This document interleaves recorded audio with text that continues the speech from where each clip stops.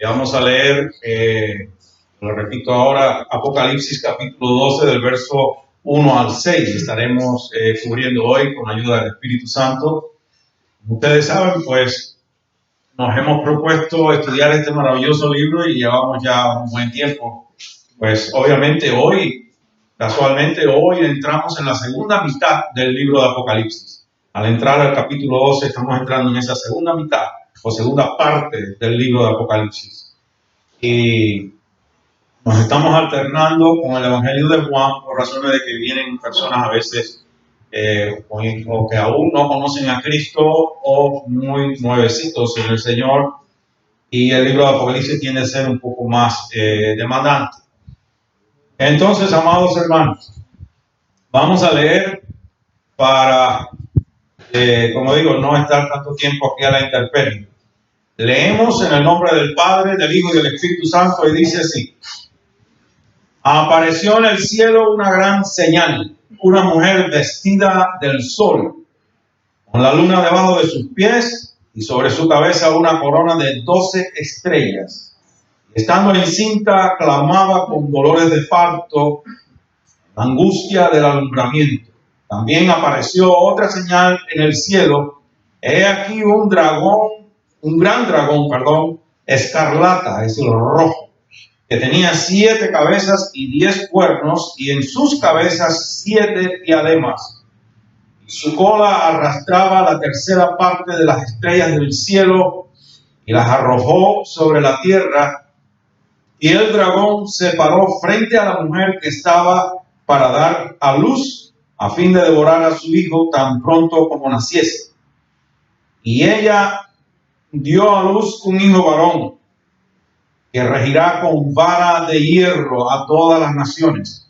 Su hijo fue arrebatado para Dios y para su trono. La mujer huyó al desierto donde tiene lugar preparado por Dios para que allí la sustenten por 1270 días. Esos son 3 años y medio. 1270 días. Amén. Padre, te damos gracias por tu palabra. Te damos gracias por este día, por este lugar, pero sobre todas las cosas porque diste a tu Hijo Jesucristo, tu Hijo eterno, en rescate por cada uno de nosotros. Derramó su sangre preciosa para redimirnos de nuestros pecados, para limpiarnos y para reconciliarnos contigo. Gracias por tu Espíritu Santo. Gracias porque ilumines nuestro entendimiento en esta hora. Me tomes en tus manos, Señor Espíritu Santo, y me uses para la exaltación y la glorificación del nombre de Cristo y para la buena edificación de la iglesia y de todo el que le plazca escuchar. En el nombre de Jesús, amén. Bueno, pues tome asiento, amado hermano y hermana. Como decía, hoy entramos, gracias a Dios, en la segunda mitad del libro de Apocalipsis. Y aquí vemos que el apóstol Juan, inspirado por el Espíritu Santo, obviamente comienza este capítulo con visiones, dice, de grandes proporciones. Y considero pues importante volver a comentar sobre esto. Sabemos que es un libro demandante. Hay algunos, he escuchado cristianos que no les gusta hablar de Apocalipsis. No sé hasta dónde llega su cristianidad, porque el libro de Apocalipsis es toda la Biblia es importante, es la palabra de Dios. Pero el libro de Apocalipsis es el libro que desenmascara al diablo y que por fin, es decir, con toda claridad nos da a nosotros esa bienaventuranza, esa esperanza bienaventurada de esa victoria rotunda, por fin, para siempre, de la iglesia, que seremos levantados, que seremos llevados de aquí, que el Señor Jesucristo retomará lo que siempre ha sido suyo. Y que el diablo por fin se da derrotado y echado al lago del fuego. No sé por qué le molestará a algún cristiano el libro de Apocalipsis. Dice que es un libro muy complicado, que no lo pueden entender, etcétera, etcétera. Pero esto es un libro inspirado por el Espíritu Santo, como lo es toda la Biblia. Y he dicho que el Espíritu Santo es quien nos ilumina el entendimiento, es nuestro maestro por excelencia, es quien nos abre las escrituras para que nosotros las entendamos. Y no hay que temer. Además, el libro de Apocalipsis es quizás el libro de toda la Biblia que más bendiciones y promesas tiene para aquellos que le estudiamos, que lo leamos, que le escuchemos, que hablemos de él. Hay bendición para usted, hay bendición para mí cuando estudiamos el libro de Apocalipsis. Quiero pues recordarles que este libro no fue necesariamente escrito en un orden cronológico, es decir, no fue escrito como que dice el lunes sucedió esto, el martes aquello, el miércoles después lo otro, sino que, por ejemplo, los capítulos del 4 al 9 nos llevan nosotros hasta el final del periodo de la Gran Tribulación. Sin embargo, los capítulos 10 y 11 son como un paréntesis de tregua, una paréntesis de gracia dentro del tumulto y de los horrores que estén sucediendo en ese periodo. Es un tiempo de gracia, que así lo permite Dios, y no es que se detenga la tormenta, sino que es un tiempo que usa Dios para tratar con ciertas personas en ese periodo del capítulo 10 y 11. Y el capítulo 11 tiene la particularidad de llevarnos al borde de la eternidad. Por eso digo que no es algo que está forzado a un régimen o a algo rígido cronológicamente. El capítulo 11 nos lleva al borde de la eternidad y cierra con nuestro Señor Jesucristo retomando todo lo que es legítimamente suyo, todo lo que Él tiene derecho y dominio sobre este universo.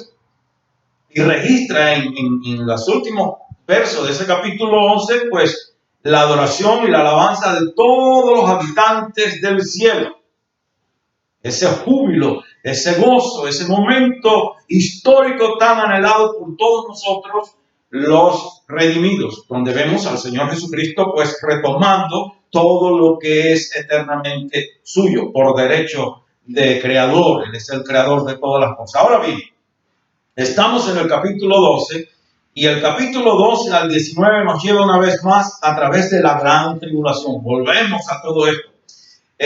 Recuerden que mientras estuvimos estudiando, compartíamos que en el capítulo 11 dije que en los primeros 11 capítulos del libro de Apocalipsis se nos permiten ver las cosas como del cielo, Juan, y él permanece en el cielo, en esta visión. No estoy diciendo que ahora Juan está en la tierra.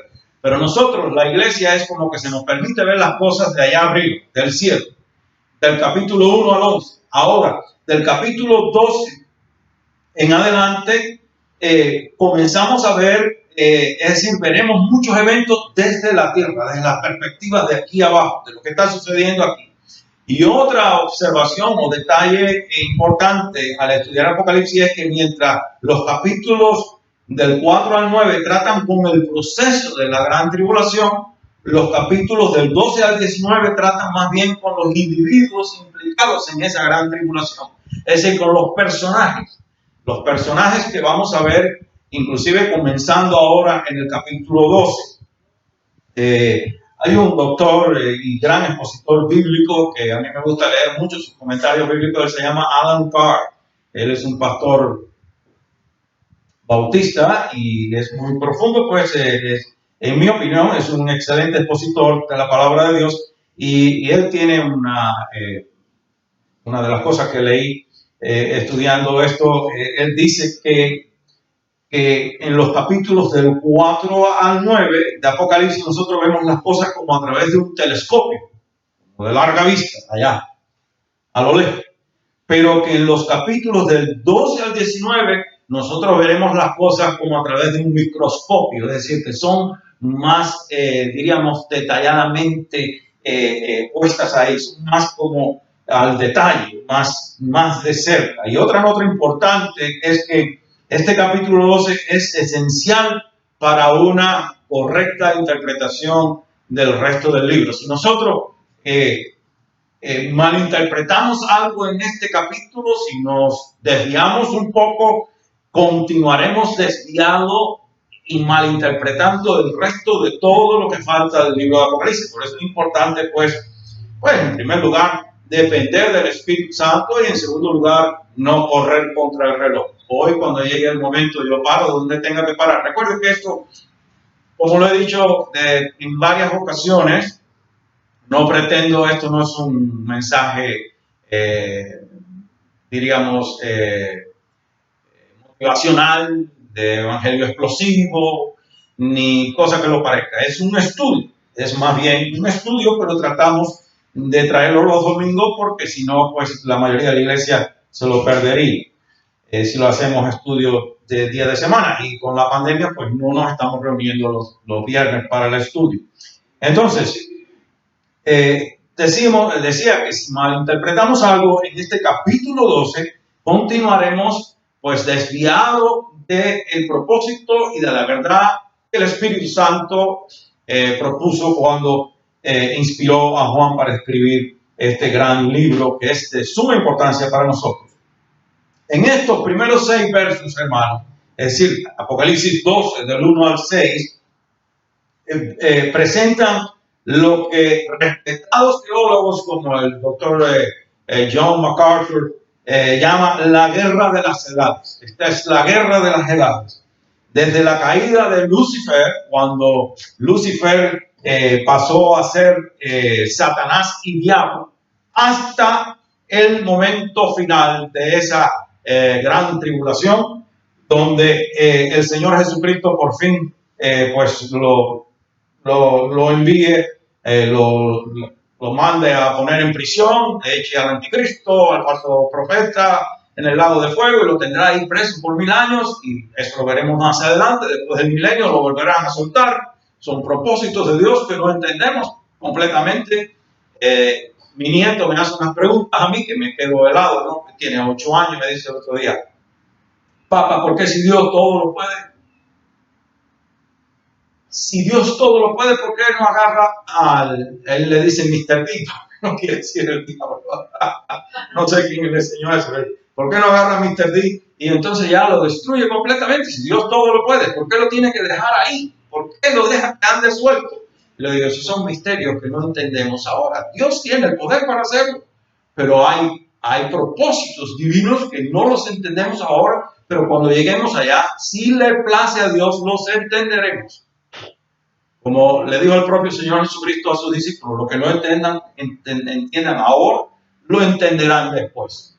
A nosotros lo que nos basta es saber que Dios no ha perdido una sola batalla, ni perderá ninguna, y la victoria final ya fue decidida en el momento que el Señor Jesucristo fue a la cruz, murió y resucitó al tercer día. Ya está. El diablo ha sido derrotado para siempre. Él es un enemigo derrotado. Y llegará el momento cuando se consuma por fin o llegue a la resolución de todo este asunto. Entonces, pues, no cuestionemos a Dios.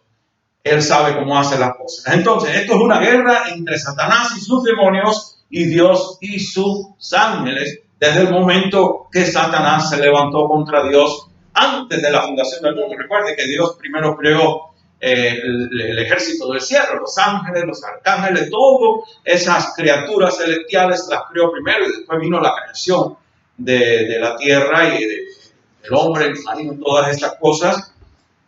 Pero desde el momento que Satanás se le ocurrió tratar de destronar a Dios, comenzó esta batalla. Y este capítulo 12 pues nos hace un recorrido, no en mucho detalle, pero sí en palabras claves. Es un recorrido a través de todo ese proceso. Y muchas de estas batallas se han librado en la tierra, algunas celestiales, pero en la tierra la mayoría, porque la tierra es el foco de interés en el cual pues obviamente Satanás fue echado a la tierra, y aquí es donde él vino a la tierra a hacer daño a la creación de Dios, y especialmente a nosotros, la corona de la creación de Dios. La tierra es ese teatro donde se ha venido librando esta guerra, y eso quiere decir que también hombres y mujeres participamos en esta guerra. Usted y yo participamos en esta guerra, obviamente nosotros del lado correcto, del lado de Cristo, pero los que no están con Cristo participan en esta guerra en contra de Cristo. El propio Jesús dijo: el que conmigo no recoge, desparrama; el que no está conmigo está en contra de mí. Entonces, si somos de Cristo, pues luchamos, somos soldados de Cristo, y no es que pues nuestro enfrentamiento a Satanás nunca es en nuestras propias fuerzas, siempre es en el nombre del Señor Jesucristo y en el poder del Espíritu Santo. Y pues amparados o diríamos confiados en las promesas de la palabra de Dios, que en el nombre del Señor Jesucristo toda rodilla se va a doblar y todo espíritu de las tinieblas tiene que obedecer y respetar ese nombre. Por eso decimos que Satanás es ya un enemigo derrotado de antemano. Entonces, pues, después de la caída de Satanás, arrastró un tercio, y eso lo vamos a ver con más detalles, pero dice que arrastró un tercio, pues, de los ángeles con él. Cuando él fue al Edén, no solamente se arrastró ese tercio de los ángeles del cielo con él, sino que cuando fue al Edén y él engañó a la primera pareja, también arrastró a la raza humana en su rebeldía contra Dios. Gracias a Dios que en su misericordia, él, allá mismo en Génesis 3:15, promete un redentor.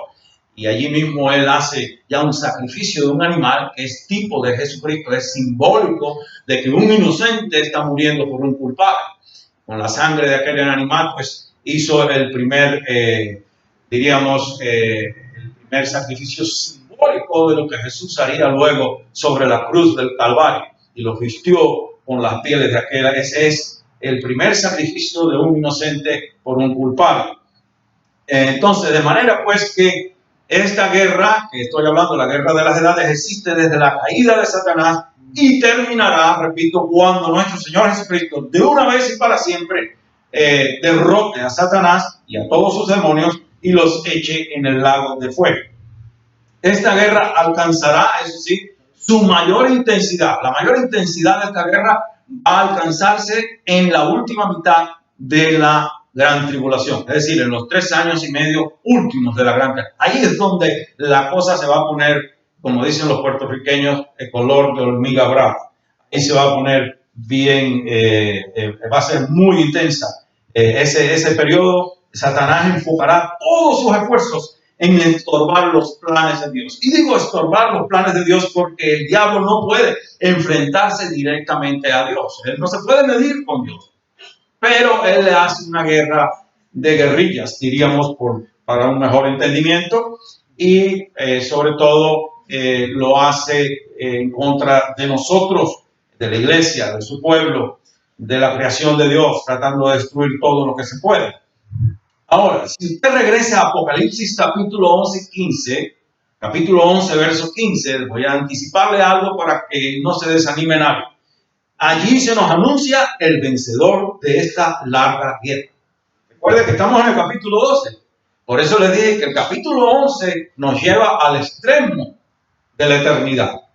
Y por eso dije que bueno que Apocalipsis no está necesariamente escrito en orden cronológico.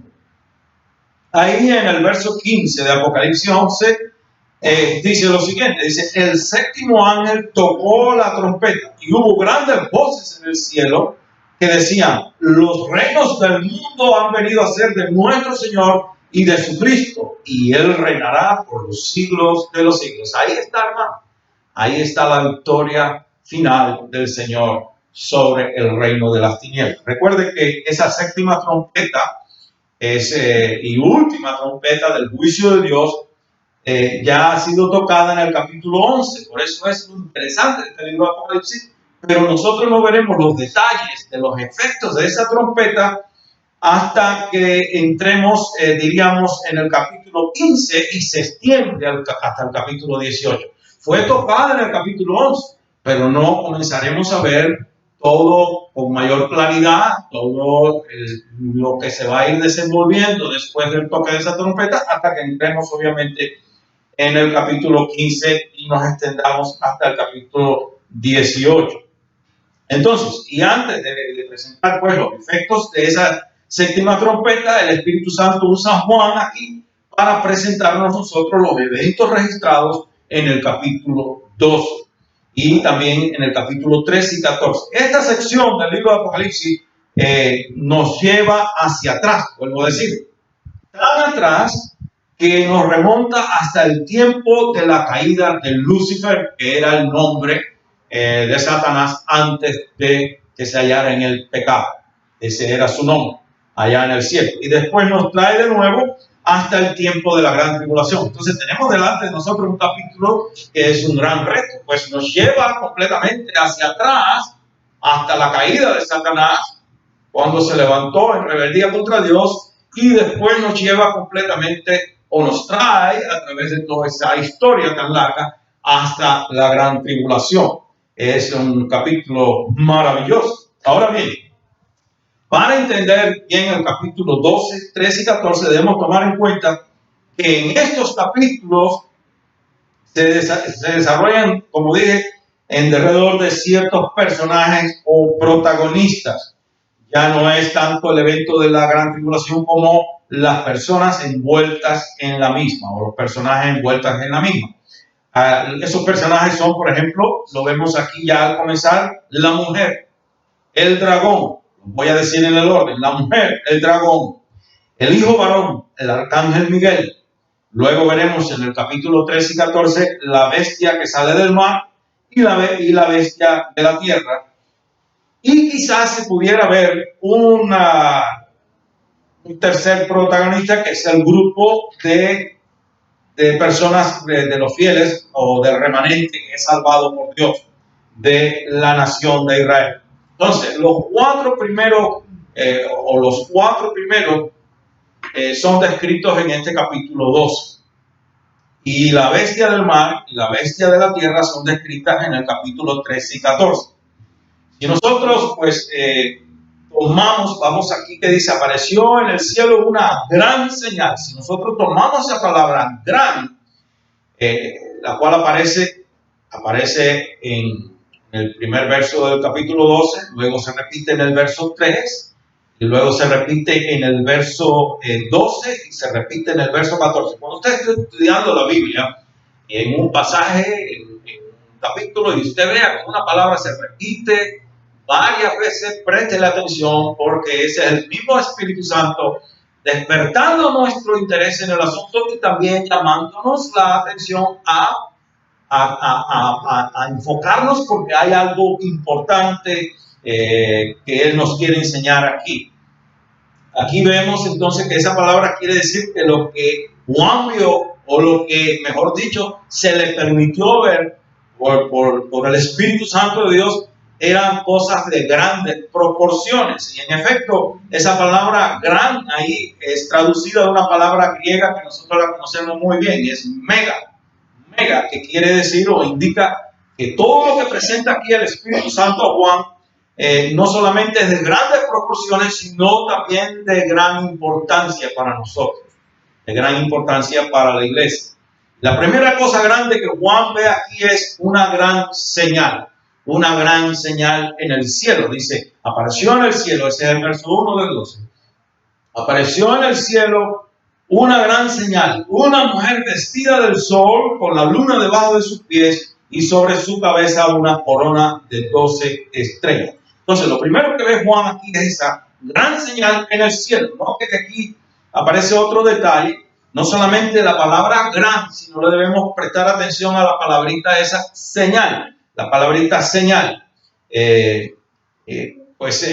que pues debemos prestar atención, porque en realidad hay 7 señales en el libro de Apocalipsis, 7 señales en la segunda mitad de este libro. Ahora, una señal es algo que apunta hacia otra cosa mucho más allá de ella. Por ejemplo, si tomamos en cuenta todos los que estamos aquí, de una u otra manera, sabemos un poquito del tráfico, y cuando usted viene por ahí, va a ver que hay una señal de delante que es una curva hacia la derecha, y nos está indicando que después de esa señal, obviamente viene una curva, ¿será? ¿Verdad, hermanos? Ustedes que manejan. ¿Se imaginan que pusieran la señal de la curva después de la curva? No tendría caso, porque ya usted se enderezaría la carretera, el que viene muy rápido, sigue derecho. Entonces, una señal casi siempre advierte sobre algo que está más allá de sí mismo. Cuando, por ejemplo, usted tome la I-75, usted agarra por ahí por arriba, después de pasar la línea del estado, va a haber un gran letrero que dice bienvenido al estado de Georgia, ¿sí o no? Si viene de allá para acá, es bienvenido al estado de la Florida, ¿verdad? Bueno, ese letrero no quiere decir que ese sea el estado de Georgia. aunque uno se baje del carro y se encarame en el letrero, no quiere decir que ya está en el estado de Georgia, sino que el letrero simbólicamente nos está diciendo que acabamos de entrar en ese vasto estado, pero que no es precisamente ahí, en ese pedacito de tierra, sino que Georgia se extiende, pues ya sabemos que es bastante grande. Igual cuando uno viene entrando a la Florida, por eso, o por allá por la 95. Entonces, cada vez que la frase una señal aparece en las Escrituras, es que el Espíritu Santo nos quiere o nos está advirtiendo de la interpretación correcta de la palabra, que viene algo más allá de eso, está enseñándonos algo que está más allá de esto. Y la misma palabra, pues la Biblia también lo enseña así. Entonces, esta es una señal, y la palabra de la cual se traduce del griego es semeión, que es simbólico o que señala hacia una realidad más allá de sí misma, es algo que es más allá de esa misma señal. Por eso, en este caso particular, cuando nosotros leemos que dice, apareció en el cielo una gran señal, una mujer vestida del sol, con la luna debajo de sus pies y sobre su cabeza una corona de 12 estrellas, no quiere decir que hay una mujer suspendida en el firmamento. Una gran mujer como esa, que esos muñecos de aire que inflan en los diles de carro y usted lo ve zarandeándose por un lado. No es que hay una gran mujer allá suspendida en el firmamento, sino que hay algo mucho más detrás de esto.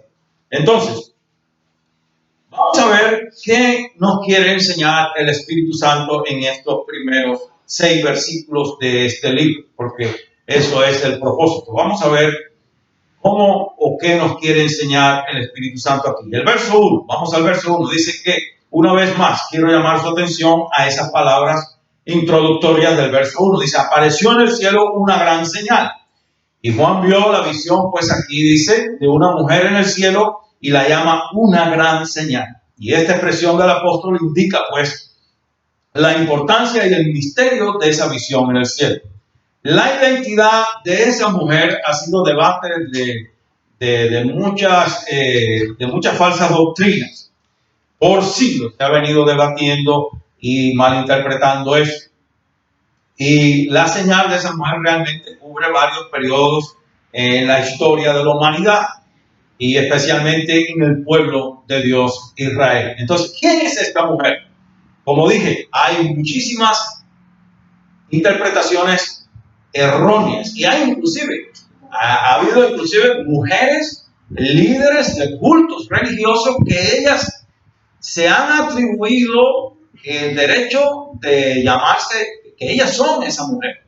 Ellas dicen que ellas son esa mujer. Algunas mujeres líderes de cultos de falsas doctrinas han dicho que yo soy esa mujer y la gente se lo ha creído, como hay algunos que han dicho yo soy el Cristo y muchos se lo han creído. ¿Se acuerda de aquel que salió y después la gente se puso el 666 en la nuca y unos rollos tremendos ahí en el sur de la Florida con ese hombre? No sé qué pasó con él, pues.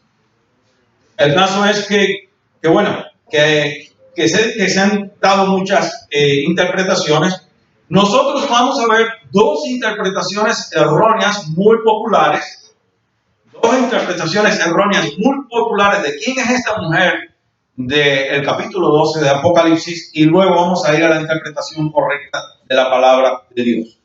Vamos a empezar con la primera interpretación, que es una interpretación, con todo el respeto lo digo, pero es una interpretación de la Iglesia Católica, que dice que esa mujer es la Virgen María. Los católicos dicen que esa es la Virgen María y que el Hijo es la naturaleza humana de nuestro Señor Jesucristo, que en la ascensión fue llevado al Padre. En parte está correcta, porque el hijo varón de esta mujer no es otra persona que el Señor Jesucristo. Pero la mujer, vamos a ver por la Escritura, la mujer que ve Juan en esta visión no puede ser María, porque después del parto María huyó ¿a dónde? Huyó a Egipto, no huyó al desierto. Según Apocalipsis 12:6 dice que la mujer huyó al desierto. Sin embargo, Mateo 2, del 13 al 15, vamos a ver si yo puedo llegar allá con la dificultad de las manos con el viento frío, están tan secas que yo no puedo guiar la Biblia. Mateo, ¿qué dije? 2. y alguien lo tiene y lo quiere leer y me ayuda, pues mejor todavía. Yo tengo una sola mano y temblando de frío. Mateo 2, versos 13 al 15. Simplemente quiero, pues, probar por la palabra lo que estoy diciendo, porque no es buena costumbre estar diciendo cosas y no leer la palabra de Dios. Ya estoy ahí. Ya estoy ahí. Mateo 2, versos 13 al 15 dice: después que partieron ellos, es decir, los sabios del oriente, he aquí un ángel del Señor apareció en sueños a José y dijo: levántate y toma al niño y a su madre. Note que las instrucciones fueron dadas al padre, no a la madre. Y huye a Egipto y permanece allá hasta que yo te diga, porque acontecerá que Herodes buscará al niño para matarlo. Y él, despertando, tomó de noche al niño y a su madre y se fue a Egipto y estuvo allá hasta la muerte de Herodes, para que se cumpliese lo que dijo el Señor por medio del profeta, cuando dijo: de Egipto llamé a mi hijo. Entonces, volvemos. La mujer que ve Juan en su visión huye ¿a dónde? Al desierto. María, según las escrituras, no según nuestro capricho, en Mateo 2, del 13 al 15, no huye al desierto, sino que huye a Egipto. Y las instrucciones le son dadas a su esposo José en ese momento, quien de noche, dice, tomó al niño y a su madre y huyeron a Egipto. En todo caso, María, en este caso, huye ¿con quién? Con su hijo a Egipto. La mujer del Apocalipsis no huye con el hijo, huye ella sola. De manera que estamos viendo por las escrituras que no puede ser María la mujer que ve Juan en el cielo. No tenemos nada en contra de María. María es la mujer que Dios escogió, en quien Jesús se encarnó en ella por el medio del poder del Espíritu Santo. Se hizo a sí mismo hombre en la encarnación. Esa es el gran milagro. Nace de ella todavía siendo ella virgen, porque no había conocido hombre. Y conocemos el resto de la historia. Una gran mujer que Dios escogió. Pero no tenemos nada en contra de eso. Simplemente esta no es María. Yo se los adelanto, este es el pueblo de Israel, hermano. Y lo vamos a probar con las escrituras. Esa mujer que él ve ahí es el pueblo de Israel. Es la nación de Israel, por medio de quien vino Jesucristo. La salvación vino al mundo por medio de quién? De los judíos. El Señor Jesucristo se lo dijo a la mujer samaritana, estando en el pozo. Porque la salvación viene o ha venido por los judíos. ¿Y quién es la salvación? Jesucristo. Él es judío por naturaleza humana. Pues. Entonces, note que ellos huyen. En todo caso, María huye con el niño y su marido, pero la mujer que vio Juan en la visión huye sola. Huye sola. La huida de José y María a Egipto era para proteger al niño. La huida de la mujer que estamos tratando en Apocalipsis 12 es para salvarse a sí misma. ¿Sí o no?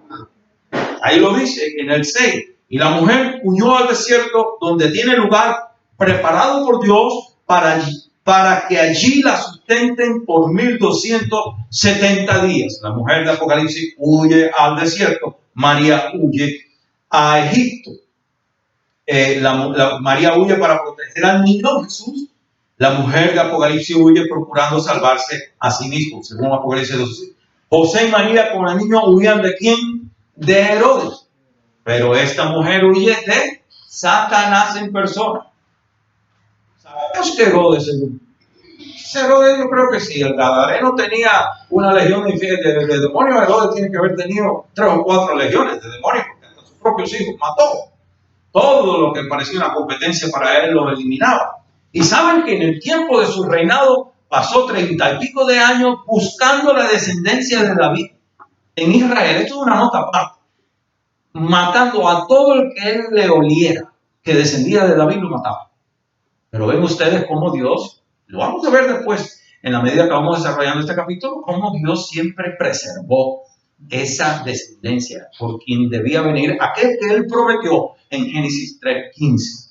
Eso lo llegaremos a ver más adelante con más detalles. Entonces, dice además pues que Satanás echó tras la mujer apocalíptica que estamos viendo aquí un río. El río realmente aquí es ejércitos, gente de ejércitos, para ver cómo los puede aniquilar. Es un lenguaje también simbólico. Recuerden, cuando comenzamos el libro de Apocalipsis dijimos que es un libro que abunda, en el cual predomina el simbolismo, el lenguaje simbólico. Y hay un propósito tremendo para eso. No tenemos tiempo de entrar en todas las cosas, pues, porque ya eso lo cubrimos. Pero, y eso está en el verso 15 al 16, ahí en el 12, dice que el diablo echó tras la mujer un río, pero que la tierra pues cooperó, se tragó a ese río. Ay, llegaremos allá. A ver cómo vemos ese asunto. Llegaremos allá. Ahora bien, María sabemos que no vivió estas experiencias. Después dice, cuando el dragón Satanás vio que nada puede hacer a esa mujer, se devolvió para hacer la guerra al resto de la descendencia de ella. Entonces, ¿cómo vamos a ver de nuevo esa visión? En nuestra visión, dice que entonces la mujer de nuestra visión tuvo una descendencia, pero el tiempo de su descendencia o de su huida a Egipto, María no tenía descendencia ninguna. Entonces no puede ser María. Estamos claros que la visión del apóstol Juan no es María. La ven ustedes claro ahí, hermano, por la palabra. No es la Virgen María. No lo es. La segunda interpretación errónea son algunos grupos que inclusive se catalogan ellos como evangélicos, pero yo no creo que lo sean porque están plagados de errores, no solamente en esto, sino en muchas otras cosas más. Ellos dicen que la mujer vista por Juan en el cielo debe ser la iglesia encinta, deseosa de parir almas para Cristo, y en medio de las adversidades espirituales engendra a los hijos de Dios. Ellos dicen que el hijo nacido sería la iglesia arrebatada, es decir, la iglesia que el Señor se va a llevar en el toque de la trompeta. Vayan viendo esto, que es la iglesia arrebatada para encontrarse con Cristo en el aire. Y que la mujer que engendró a ese hijo sería entonces los que quedaron de la iglesia que no están aptos para irse en el arrebatamiento. Ya eso está mal. Examinemos pues a ver esa interpretación. En primer lugar, la palabra dice en Apocalipsis 12:5 que la mujer dio a luz un hijo varón. La iglesia no da a luz hijos ni hijas. Yo quiero que usted sepa eso. La iglesia no pare hijos ni hijas. ¿Por qué razón? Bueno, nosotros nacemos por medio de la fe en el Señor Jesucristo. Y según Juan 1:12-13 dice que a todos los que le reciben, a los que confiamos en su nombre, Cristo nos da la potestad o el legítimo derecho de ser hechos hijos de Dios. ¿Estamos claros ahí, hermano? Es decir, y entonces dice que no somos engendrados de sangre, ni de voluntad de carne, ni de voluntad de varón, sino de Dios. Entonces, ¿quién es el que espiritualmente tiene los hijos y las hijas? Dios. Porque nacemos por medio de la fe en el Señor Jesucristo. ¿Sí o no? Cuando nosotros creemos en su nombre, cuando le recibimos como Señor y Salvador personal, Él nos limpia con su sangre preciosa. Él nos redime, nos compra de nuevo. Estábamos perdidos, estábamos muertos en delitos y pecados, y Jesucristo nos redime. Y el Espíritu Santo en ese instante nos imparte vida inclusive para poder creer y nacer de nuevo. Es un misterio de Dios, es algo que solo Dios lo puede hacer. Nosotros no lo entendemos completamente. Pero según Efesios capítulo 2, el verso 1 al 3, dice que nosotros estábamos muertos en delitos y pecados, que estábamos bajo el control y la potestad de Satanás, y que hacíamos pues la voluntad de la carne, nuestra voluntad, que es que cosa, una naturaleza pecaminosa, caída, que por más que quisiera el hombre agradar a Dios, buscar a Dios, hacerse al lado de Dios, no puede. Porque tiene que haber una intervención sobrenatural de parte del Espíritu Santo, en la cual nos impacta en ese momento, como cuando la batería del carro, esa es la manera que yo lo puedo explicar. La batería del carro está muerta, usted tiene que traer otro, o le da un corrientazo de una máquina, los regulares, otro carro, ¡pum!, y le da un corrientazo y arranca, ¿sí o no? Y decimos, ¿cuándo arrancó el carro? ¿Cuando se cargó completamente la batería o cuando recibió el corrientazo?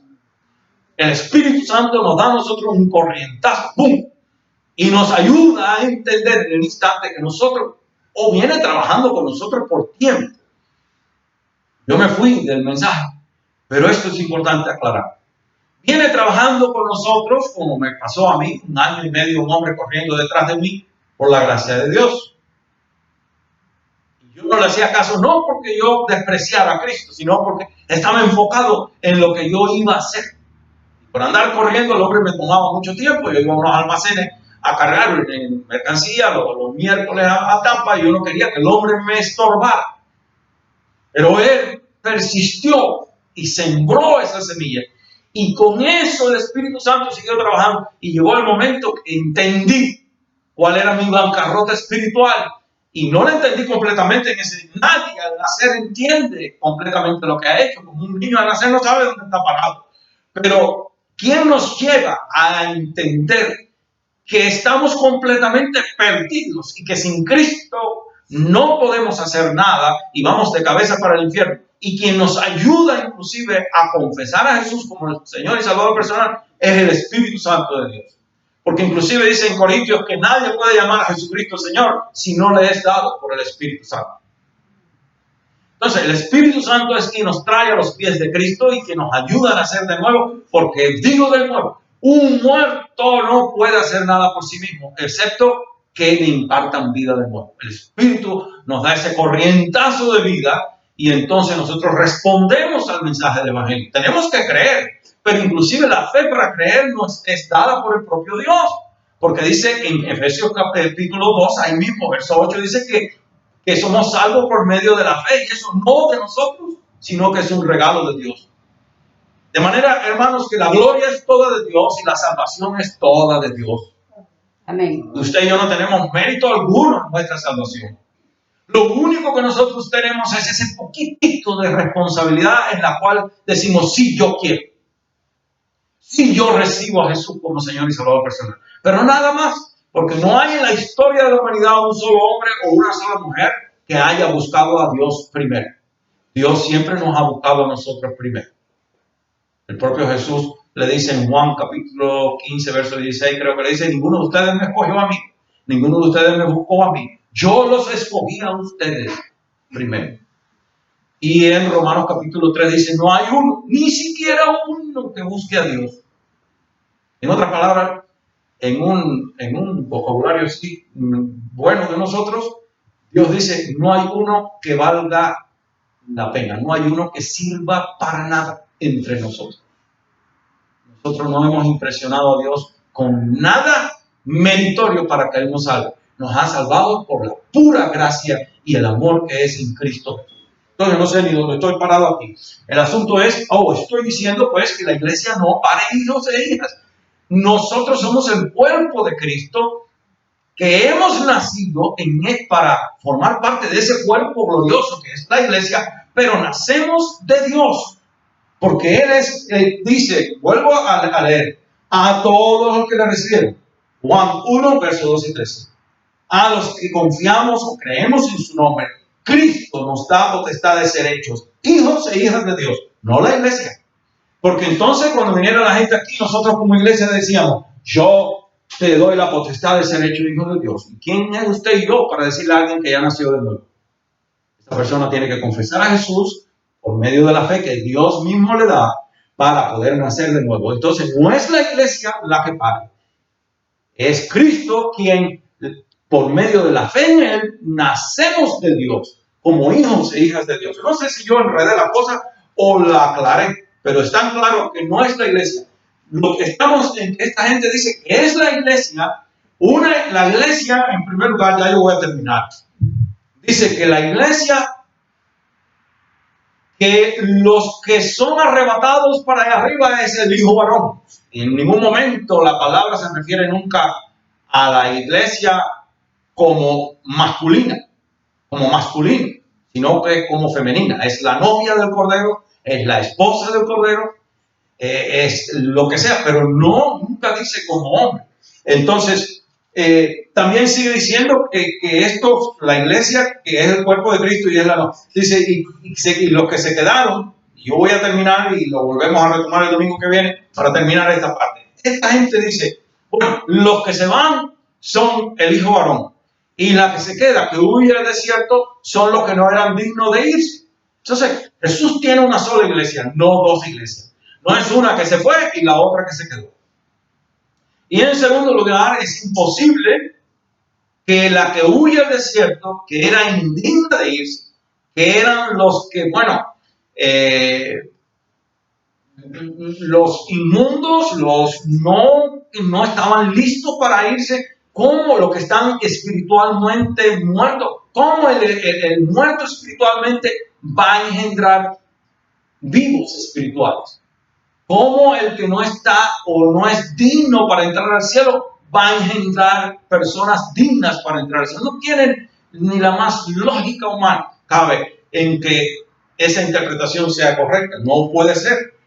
La iglesia, es decir, no es esa la iglesia. No, la iglesia es el cuerpo de Cristo, es la novia de Cristo, es una sola. Y va quedando claro que ese hijo arrebatado no puede ser la iglesia. No puede ser.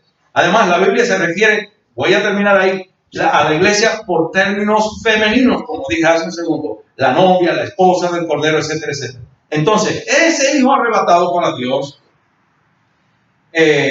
no puede ser una parte de la iglesia y otra parte de la iglesia huye al desierto, porque Cristo tiene una sola iglesia. ¿Cómo entonces una iglesia es llevada al cielo y la otra huye al desierto? Por eso la mujer que está dando a luz y la iglesia arrebatada al cielo no son la misma persona. Según esta interpretación, que es errónea, es como si los cristianos, como le estoy diciendo, no regenerados, los que se quedaron, los infieles, los inaptos por entrar al reino de los cielos, los espiritualmente que no pertenecen a la iglesia, sean capaces de engendrar hijos regenerados, de engendrar hombres, mujeres dignos de entrar al cielo. Que los muertos espiritualmente engendren vivos espiritualmente no tiene sentido. Entonces, si esa parte de la iglesia huye al desierto, ¿cuál es la otra parte de la iglesia que Satanás va corriendo detrás de ella para perseguirla? ¿Se dan cuenta? No es tampoco la iglesia la interpretación. De manera que esa interpretación de esta gente que se llaman evangélicos es errónea. Es errónea también. Entonces, Juan dice una gran señal, y ahí dice el apóstol, una gran señal, y es porque todo este cuadro del capítulo 12 nos presenta la guerra espiritual que comenzó con la caída de Satanás, aquí lo vamos a dejar, y su expulsión de la presencia de Dios. La semana que viene, si Dios quiere, lo retomamos aquí, y vamos a ver a través del capítulo que esta mujer que ve Juan en el cielo, adelante, es la nación de Israel. Y sus dolores de parto y la persecución y el odio de Satanás contra esta mujer es porque quería impedir que esa promesa se lograra. Él escuchó a Dios cuando Dios se dirigió a él mismo y a Eva allá en el Edén y habló de ese redentor que habría de venir, que le dijo, tú le herirás en el calcañar, pero él te va a aplastar la cabeza. ¿Se acuerdan de eso? Porque él no es omnisciente. Él escuchó a Dios mismo anunciar al Redentor, que es el Señor Jesucristo. Y desde entonces Satanás, vamos a verlo la semana que viene, comienza a ver cómo él puede evitar que esa simiente nazca. Y lo primero que hace es que pone a Caín en contra de Abel. Ese es el primero que él, a uno lo destruye espiritualmente y al otro lo destruye físicamente. ¡Pum! Lo mandó a matar. Después Dios comienza a sacar ese linaje de Set, y ahí lo vamos a ver cómo viene, y obviamente Abraham sale de la descendencia de Set, porque de ahí viene Noé, y todo esto, y después, cuando Dios llama a Abraham y comienza a formar lo que habría de ser entonces la gran nación de Israel, usted va a ver cómo Satanás anda detrás de todo esto, asesinando y matando. Las mujeres de los patriarcas casi todas salían estériles. El faraón manda a matar a todos los niños pequeños del pueblo de Israel, ¿se acuerdan? Y Moisés los escondieron en un canasto. Y por ahí viene haciendo sus fechorías y matando a los hijos de los reyes después. Y toda esa matanza. Y hasta Herodes mata a los niños todos menores de 2 años. Un instrumento de Satanás. Se da cuenta cómo Por eso es que aquí dice que estando encinta clamaba con dolores de parto, una persecución horrible contra Israel desde el principio hasta el final. Y Satanás odia a Israel porque ha visto cómo Dios siempre, a pesar de todo, protege al pueblo de Israel. Vamos a estar en pie y vamos a orar. La semana que viene, con la ayuda del Espíritu Santo, continuaremos aquí para ver hasta dónde nos lleva por ahí para allá en los primeros 6 versos.